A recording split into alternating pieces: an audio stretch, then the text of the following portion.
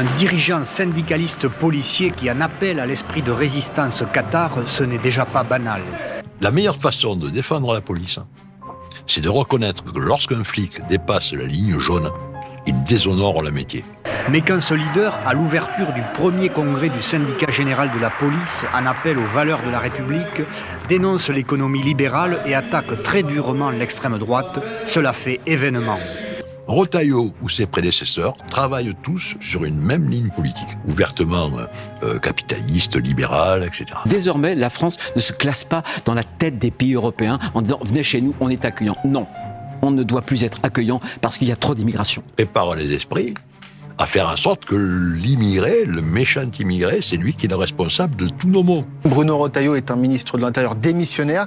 Est-ce que vous souhaiteriez qu'il reste à la place Beauvau ? Il n'y avait absolument rien de négatif, donc si demain il est reconduit, pour nous ça va tout à fait. Les syndicats, forcément, heureusement qu'ils sont là, ils défendent le bout de gras, mais ils défendent que le corpo. Les valeurs, c'est fini. Si la grenade lui était arrivée directement dans la main, oui, on pourrait effectivement poser des questions. Mais là, il se penche, on le voit, les images parlent d'elles-mêmes. Il se penche, il récupère. J'ai très cru, mais c'est bien fait pour sa gueule. C'est là qu'ils ont tort, les copains des syndicats. Parce qu'ils croient aujourd'hui que si tu te bats sur les valeurs, tu vas perdre des adhérents. Mais tu vas perdre qui ? Tu vas perdre les fachos.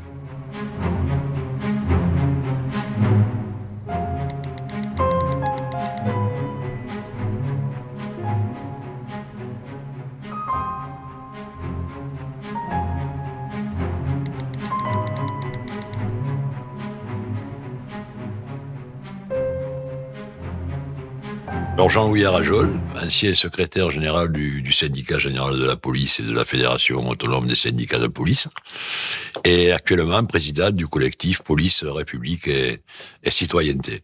Et j'écris mon 4e ouvrage, donc qui devrait sortir fin février, début mars, et qui va s'appeler donc Sécurité, état d'urgence, manifeste pour une police républicaine. Et pourquoi manifeste pour une police républicaine ? Elle n'est pas républicaine, la police ? Je me suis rendu compte, en fait, que le volet politique qui faisait la caractéristique du SGP à l'époque, politique au sens noble du terme, la défense des valeurs républicaines, etc., eh ben, ça n'existait plus. Voilà, c'était purement du catégoriel, c'était voilà, au niveau de la formation, c'était comment on mène des audiences, etc. Mais le volet politique, bon, qui a fait toujours le socle fondamental du syndicat général de la police depuis qu'il a été créé, 1924, n'existait plus. Donc, avec quelques anciens du SGP et d'autres, eh bien, nous avons décidé de créer ce collectif qui est aujourd'hui structuré au niveau national. J'aimerais que tu nous expliques comment et pourquoi tu es devenu policier. C'est une vocation, c'est le hasard de la vie, par hasard? Pas du tout. C'était l'époque où il y avait une nouvelle sociologie de flic. Quand je suis rentré, il y avait une nouvelle sociologie de flic. Quelles années à peu près? Pardon? Quelles années à peu près? Je suis rentré à l'école de police à Carcassonne en 1984.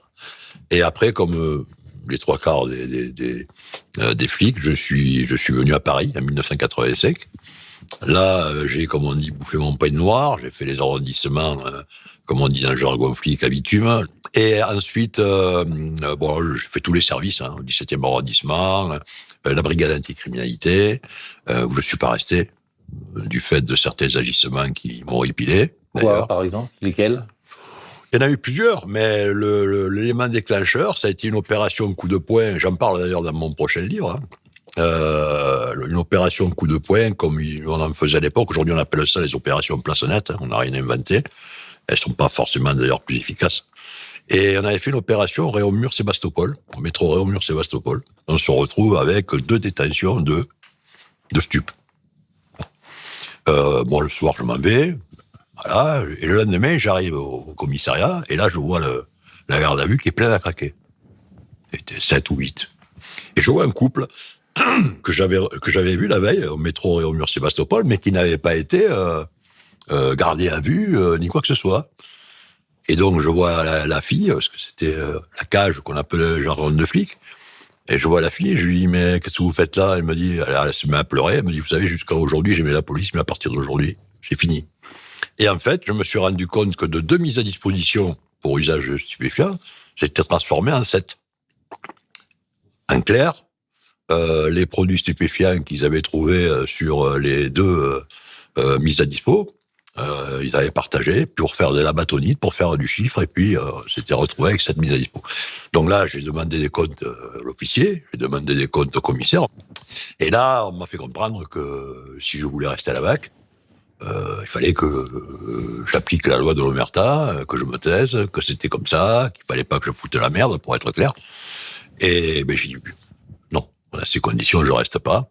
Et j'ai arrêté la brigade anticriminalité. Et j'arrive à la J2, c'était le fief donc de la FPIP. Donc syndicat d'extrême droite. Syndicat d'extrême droite. Et là, je vois les mecs en tenue, donc, signe hitlérien. Ah, carrément, oui. Alors, j'ai dit, bon, la BAC. Là, j'arrive à la J2, les mecs, ils font le signe hitlérien. Moi, j'étais à la J3, j'étais pas à la même brigade. Alors, je vais voir le délégué à l'époque du SGP, parce que moi, j'étais déjà adhérent. Et je lui dis, c'est quoi ça? Il me dit, Jean-Louis, faut pas la merde. Il me tient le même discours que le patron m'avait tenu, donc, quelques semaines avant, ou quelques jours avant, par rapport à la BAC. Et donc, j'ai dit, attends, mais moi, ça, non, ça passe pas. Et donc, je prends un des adhérents du SGP, le brigadier chef Lacaille, s'appelait à l'époque. Et je lui dis, écoutez, brigadier chef, si ça se reproduit, moi, je fais un rapport. Il n'était pas contre, il était gentil, mais il faisait de l'huile, quoi. Bon, voilà, beaucoup d'huile. Et le lendemain, je reviens. Donc pareil, prise de service, et les mecs de nouveau, alors c'était visiblement et apparemment uniquement pour me provoquer, font Hitler, ils refont le signe hitlérien. Donc j'ai dit au chef de poste, vous avez entendu, moi je fais un rapport. Alors le commissaire m'appelle, l'officier m'appelle, voilà, je vous emmerdez, etc., etc. J'étais la mouche, il m'appelait la mouche à l'époque. Ouais. Quand j'avais un appel, à l'époque on n'avait pas les portables. Quand j'avais un appel, il me balançait le téléphone comme ça. Tiens, la mouche, c'est pour toi. Moi, j'étais en quarantaine. Les adhérents du SGP, les 3 ou 4 pelés qu'il y avait, n'osaient pas trop me parler, parce que s'ils me parlaient, ils étaient aussi mal vus par les collègues. Alors, vous voyez un peu dans quelles conditions j'allais bosser, quoi. À ce moment-là, je vois Jean-Marc Berda, il me dit, ouais, je vais te faire convoquer par Richard Gerbaudy, le responsable à l'époque de Paris, du syndicat. Il faut pas que tu me foutes la merde, déjà que j'ai pas beaucoup d'adhérents. Bon, ouais. Et il me fait convoquer par Richard Gerbaudy. Et Berda, oui, tu comprends, il est venu, il est adhérent, mais moi, j'en veux plus comme adhérent, parce qu'il fout la merde sur le 2e arrondissement. Gerbaudy le coupe. Et à partir d'aujourd'hui, lui dit, tu n'es plus délégué à Rageux, tu es délégué de service. Ah oui, ouais. Et on va t'aider. Et on va te soutenir. Je te félicite pour le combat que tu mènes. Parce qu'il faudrait expliquer un peu ce qu'était le SGP à l'époque, parce que maintenant c'est un petit peu inimaginable, mais c'était un syndicat pas hégémonique, mais pas loin dans la police, très important, oui, très largement majoritaire, et qui était un syndicat clairement à gauche. Ça paraît impensable maintenant, vu... Pour vous parler franchement, le syndicat général de la police, qui est né en 1924, a forgé son existence même sur la résistance. Il est dissous par Vichy. Les militants de l'époque, comme Noël et Rioux et d'autres, se sont engagés dans la résistance. Certains ont été torturés, déportés, bon, bref. Et à partir de là, il y avait au sein du syndicat général de la police à la fois des gaullistes, des résistants, des francs-macs, etc., et en majorité des flics plutôt de gauche. Et tous les secrétaires généraux qui se sont succédés étaient effectivement soit au Parti communiste comme Jean Chonac. Les partis communistes, oui, carrément. Ouais, il y en a eu un. On l'appelait, les socialistes à l'époque l'appelaient Monsieur Mitraillette, parce qu'entre eux, des fois, c'était chaud. Mais sur les valeurs, ils se serraient les coudes. Et après, que ce soit Gérard Monat, que ce soit Rouve, que ce soit Bernard Deleplace, que ce soit Gerbaudy, ils étaient plutôt donc au Parti socialiste. Mais cette ligne républicaine, alors, je me suis façonné, je me suis perfectionné, j'ai créé une école de formation. Nous avions des formateurs qui formaient tous nos délégués. La République, c'est quoi? Bon, voilà, donc on leur faisait une formation presque à l'éducation civique, politique, minimum. Oui. Donc c'était pas rien d'être au SGP. Ce qui faisait le ciment de ce syndicat, c'était ces valeurs-là. Bon. Et donc, je suis parti sur cette ligne-là. Et après, du coup, ça a très bien marché, puisqu'on a réalisé un score qui n'a toujours pas été égalé. On faisait 54% à l'époque. Ah, oui. Ouais. Et c'est pour ça que j'ai des discussions comme ça avec les actuels permanents, syndicaux ou secrétaires généraux. Et ils me disent souvent, mais tu comprends, on peut pas. Si on fait ça, on a des retours de cartes, les collègues. Mais moi et mes prédécesseurs, on a toujours tenu cette ligne-là. Ça ne l'a jamais empêché d'être majoritaire. Policiers du syndicat général de la police et élus de petites villes manifesteront quand même samedi à Paris.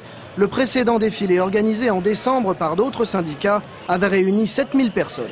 Est-ce que la police s'est pas extrême droitisée aussi depuis quand même parce que... Ah mais elle s'est extrême droitisée pour la bonne et simple raison que ce pare-fou et ce bouclier que constituait le syndicalisme policier républicain n'existe plus. Si vous me permettez, j'ai 2-3 petites qui sont très révélatrices. Voilà. J'ai noté ça hier soir avant de venir parce que c'est vraiment très révélateur et ça va vous faire rêver. Je suis convaincu. Bon, on va commencer par Monat. Monat, suite aux événements de Charonne. Les fameux événements 1962, de Charonne. Oui. Voilà, 1962. Début des années 60, en pleine guerre d'Algérie, la France est touchée par une série d'attentats. À la manœuvre, l'OAS. Contre ces attentats, 20 000 à 30 000 personnes manifestent à Paris. La police réprime violemment le cortège. Des personnes se retrouvent acculées, piétinées à l'entrée du métro Charonne. Bilan, 9 morts. Roger Frey, alors ministre de l'Intérieur, rejette la faute sur les manifestants. Monat plaide pour le droit d'interrogation indiscutable sur la légalité d'un ordre. C'est-à-dire qu'à l'époque, le syndicat général de la police dit très clairement, dès lors qu'un ordre est illégitime, il ne faut pas l'appliquer. Et ça, c'est le patron du syndicat général de la police qui prend le contre-pied de Papon, de Charonne, et qui prend une position claire. Bon. Mais ça, c'est rien. Il demande au ministre de l'Intérieur de ne pas systématiquement opposer les policiers aux travailleurs en lutte. Je cite, les déclarations, ça fait rêver, mais c'est pas fini. 1979, Jean Chonac, M. Mitraillette, donc Parti communiste français, secrétaire général, un type extraordinaire, secrétaire général du SGP, s'élève, lui, officiellement, contre les contrôles, je cite, sélectifs, interdit alors expressément par la loi antiraciste de 1972. Jean Chonac. D'accord ? Et c'est pas fini. Cette façon d'agir, si elle scandalise les citoyens en nombre croissant, pour des raisons diverses, relève, à mon avis, d'une conception et d'une mentalité, lesquelles, pour ne pas être propres à la police, sont toutefois tolérées, admises, voire encouragées par les autorités publiques responsables. On a l'impression que c'est pas très éloigné de ce qui se passe aujourd'hui. Bon. 1986. Un jeune homme de 22 ans, Malek Oussekine, étudiant à Dauphine, est mort cette nuit rue Monsieur-le-Prince à Paris. Le mouvement de protestation des étudiants et des lycéens de France a tourné au drame. Une patrouille motorisée intervient pour dégager la rue. C'est au moment de cette intervention qu'un jeune homme de 22 ans, Malik Oussekine, étudiant à Dauphine, est né à Versailles, va trouver la mort, malgré les efforts des sauveteurs pour le réanimer. La grande déclaration de Bernard Delplace. Un jeune homme est mort la nuit dernière. Nous sommes consternés. Trop de victimes de part et d'autre. Inquiet pour la police, son avenir et son crédit, sa mission et son efficacité. Frapper un manifestant à terre et sans défense, c'est se déshonorer soi-même. Nous ne sommes pas en guerre. Nous sommes là pour faire respecter l'ordre républicain. Nous ne sommes pas là pour tuer, mais pour servir la République, sa justice, ses lois, sa morale. Et alors, modestement, après, quand j'ai pris le relais, ça a été d'abord la commission d'enquête sur le département de protection et sécurité que j'ai provoqué. Et donc, service d'ordre du Front National. Service d'ordre du Front National, suite à les événements qu'il y avait eu à Strasbourg, etc. La justice décide de se mêler des agissements du DPS, le département protection sécurité du Front National. Il s'était fait passer pour des policiers pour interpeller 2 militants anti-Le Pen. Casque, matraque, bouclier anti-émeute, la ressemblance avec d'authentiques forces de l'ordre semble voulue. Et la disparition du Front National Police, que j'avais apporté cette affaire devant les tribunaux d'Évry. Ils ont fait appel, ils ont perdu, il y a la Cour de cassation. C'était quoi, Front National Police, en 2 mots ? C'était un syndicat qui avait été créé par un militant à l'époque du Front National, ouvertement, anti-policier républicain. Tu ne peux pas accepter que des mecs qui viennent pour répandre des idéologies qui sont celles du FN, etc., tu ne peux pas laisser faire ça. Donc j'avais mis le Front National de la Police au tribunal. Mais à l'époque, encore une fois, pour être patron du syndicat, il fallait en passer par là. Il fallait qu'il ait fait ses armes politiques, républicaines, au sein de la profession. Voilà. Moi, j'étais secrétaire de section du Parti Socialiste à Viry-Châtillon. Voilà. Bon. Et ça, aujourd'hui, depuis les années 2000 à peu près, encore une fois, malheureusement, ça n'existe plus. Tu avais un parcours politique de gauche oui, à l'époque, assumé, assez ancien. Bien sûr. Et avant de rentrer dans la police, quelle idée tu avais de la police? C'est-à-dire, par exemple, quand tu as vu ce qui est arrivé à ce couple qui s'est fait injustement en fait accusé de détention de stupes parce qu'on leur a mis dans leur poche en gros, ou quand il y a les deux syndicalistes policiers d'extrême droite qui font des saluts nazis, tu imaginais qu'il y avait ça dans la police? Pas du tout. Quelle idée tu en avais de la police? Pas du tout. Ouais. Très franchement, j'avais une telle idée que mes potes, quand ils ont su que j'étais flic, m'appelaient Spectre la Bavure en rigolant. Comment ça marche ce matériel de merde? Allô, Vacant? Merde, qu'est-ce que c'est que ce bordel? Bon, et jamais j'aurais cru, moi, un jour, être flic. J'ai passé des concours, j'ai été reconnu inapte à la fonction de gendarme. Jean-Baptiste. Je suis recalé, là, je le sens. Bientôt. Oh, ma vieille, ça va l'achever. Hein. J'ai passé le concours de RNAP. Et bon, là, je l'ai eu. T'es recalé ou t'es reçu? Regarde, j'ai tout, ça y est. Regarde, maman. Regarde, j'ai tout. Regarde, maman. Donc, c'est parti comme ça. Alors maintenant, des estimations disent qu'il y a à peu près la moitié qui, dès le premier tour, voterait Rassemblement National. Là, l'extrême droite que toi, tu as réussi quand même à contenir. Tu vois, en tout cas, c'est vraiment un des combats d'empêcher cette mainmise de l'extrême droite sur la police. Là, on a l'impression que ça y est, quoi. Ce qui se passe dans la police, on le retrouve souvent après, quelques mois après, quelques années après, dans la société. Et quand on veut mener un combat, et ça je l'ai appris d'expérience, contre les fachos, eh bien, c'est en tenant un discours républicain pur et dur qu'on arrive à les combattre. Être pour le respect de l'ordre républicain, c'est-à-dire l'ordre qui prévaut pour l'intérêt général et non un intérêt particulier. C'est pas être facho, c'est être républicain. Qu'est-ce que tu as pensé, par exemple, de l'ancien ministre de l'Intérieur? Il m'a pas surpris, mais ce qui m'a surpris, ce qu'il a dit quand même, Bruno Retailleau, il a dit. Il a dit qu'il fallait pas sacraliser en fait l'état de droit, que l'état de droit en fait c'était quelque chose de secondaire. Normalement, article 417 du code pénal, j'ai droit à. T'as droit à ça. Moi, ce qui m'a surpris, c'est de voir l'absence des réactions des syndicats de police. Parce que je me mets toujours, moi, dans la place du leader syndical qui, aujourd'hui, tous les jours, a des occasions de s'exprimer sur les valeurs, hein, tous les jours. Bon. Là, silence radio, personne ne dit rien. Comment peut-on accepter qu'un ministre qui est censé mettre en priorité, dans ses priorités, la défense de l'état de droit républicain, comment peut-on accepter qu'il tienne des propos pareils? Mais ce qui m'a le plus choqué, c'est l'absence, encore une fois, de réaction syndicale par rapport aux déclarations de Retailleau, mais on pourrait en citer d'autres. Hein. Allez-y. Quand je pense, parce que Retailleau, mais quand il tient les discours qu'il tient aujourd'hui, par exemple, sur l'immigration, on focalise sur l'immigration, sans arrêt, le méchant immigré, responsable de tout. C'est ce que j'appelle, moi, la manipulation mentale ou le sophisme politique, dans mon bouquin. C'est-à-dire qu'on travaille, on prépare les esprits à faire en sorte que l'immigré, le méchant immigré, c'est lui qui est le responsable de tous nos maux. Mais quand tu es ministre de l'Intérieur, que tu sais que tu as sous tes ordres des flics, et que les flics interviennent tous les jours, pas forcément sur le 16e arrondissement, mais sur des quartiers populaires, que ces quartiers populaires sont en grande partie occupés parfois par une population immigrée, c'est la porte ouverte au sein même de la profession, évidemment, à l'infiltration de l'extrême droite, puisqu'il n'y a plus de garde-fous. Mais les résultats, ils sont où? Il n'y en a pas. La problématique est toujours la même. Au contraire, c'est de pire en pire. Pourquoi? Parce que le véritable problème aujourd'hui fondamental en matière de sécurité, c'est qu'on a mis en place un système à l'américaine, avec l'émiettement du service public, avec la paupérisation du service public, la démultiplication des polices, comme aux États-Unis, police territoriale, l'expansion terrible du secteur privé, d'accord, qui sera intégré demain dans une Europe avec des services d'intérêt public, aujourd'hui non marchands, mais qui le seront demain. Bon, tout ça fait que le service public de sécurité est complètement affaibli. On privatise, quelque part, la sécurité, bien sûr, mais plus grave, quand on prend l'exemple de l'intelligence artificielle, L'intelligence artificielle, c'est quand même quelque chose, il faudrait s'en préoccuper un peu.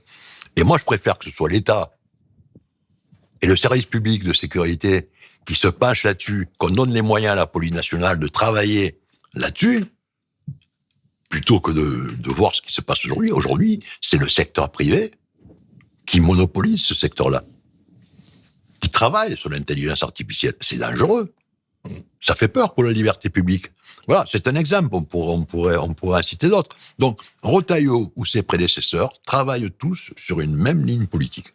Cette ligne politique, donc, est une ligne ouvertement capitaliste, libérale, etc. Bon. Eh bien, c'est cette ligne-là qu'il faut changer. Il faut changer de modèle. Tant qu'on ne changera pas, et ce modèle-là a été épousé par toutes les politiques publiques qui se sont succédées, qu'elles soient de droite ou qu'elles soient de gauche. Voilà. Quand Retailleau tient ces discours-là, encore une fois, sur l'immigration ou autre, eh bien, il ne se rend pas compte de la conséquence que ça peut avoir chez les flics. Mais peut-être que Retailleau, il comprend que c'est populaire chez les flics de dire ça chez les flics de maintenant. Si tu écoutes les flics, mais si tu écoutes le peuple aujourd'hui, la peine de mort. Il faut la peine de mort. Ils ne vont pas te dire non. Et alors, il faut remettre la peine de mort au goût du jour. Ça, c'est du populisme. Ça, c'est du véritable populisme ravageur. Et c'est ce populisme-là qu'il faut combattre. Et il ne se combat qu'avec des actions authentiquement et purement républicaines. En tout cas, chez les syndicalistes policiers actuels, les principaux syndicats, ils ne le combattent pas du tout. On n'a pas du tout l'impression. C'est le problème. Alors moi, je ne vais pas... J'étais syndicaliste, alors je ne vais pas jeter la pierre sur les syndicats. Forcément, heureusement qu'ils sont là, ils défendent le bout de gras. Mais ils défendent que le corpo. Ouais. Que le corpo. Les valeurs, c'est fini. Mais je regardais les 2 dernières déclarations de l'ancien secrétaire général d'unité LGP FO. La première, c'est suite à Castaner. Castaner, pas ma tasse de thé non plus, mais bon, Castaner, au moment où il y a eu les violences policières, il a pris 2 décisions importantes. La technique de l'étranglement, fini. Et tout flic qui se comportera ayant des comportements racistes, etc., sera systématiquement sanctionné et révoqué.